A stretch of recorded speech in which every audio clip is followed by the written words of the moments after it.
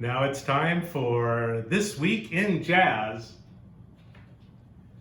April 29th, 1922, harmonica player and guitarist Toots Thielemans was born in Brussels, Belgium.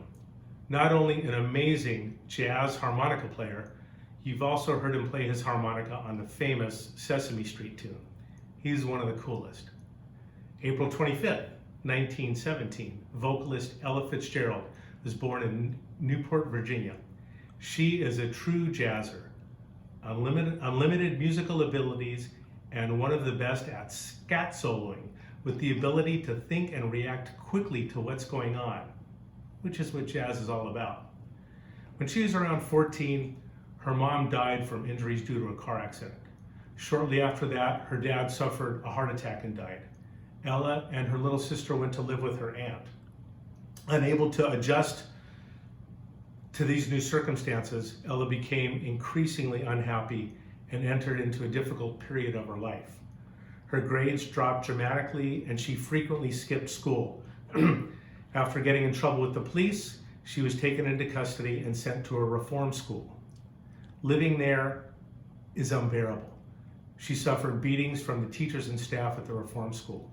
Eventually, Ella escaped from the reformatory and at 15 found herself broke and alone during the Great Depression. She didn't complain. Ella later reflected on her most difficult years with an appreciation of how they helped her mature. She used the memories from those times to help gather emotions for her performances and felt she was more grateful to her success because she knew what it was like to struggle in life. I'm not one to talk about money, but when Ella passed away, she was worth $10 million. Pretty cool, huh? Okay, here's where she got her big break. But she had to think and react quickly to what was going on. With everything going on in her life as a teenager, Ella was interested in dancing. When she was 16, she entered a contest at the Apollo Theater in New York, hoping to gain some attention as a dancer. The Apollo was a cool club in Harlem, but if the audience didn't like you, they would boo you off the stage. Of course, right before she was called up, there was a group of dancers who were way better than she was. Immediately after the dancers, she was called up to the stage. She panicked and froze. She said, "I got out there and saw all the people, and I just lost my nerve."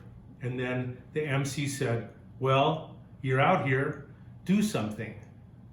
So she asked the house band if they knew a tune, which they did, and she sang, and with a stroke of divine inspiration, won the contest and found her calling.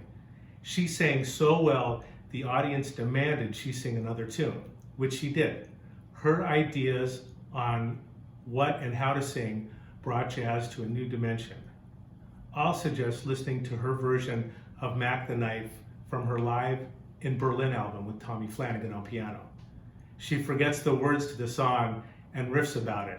It is so cool.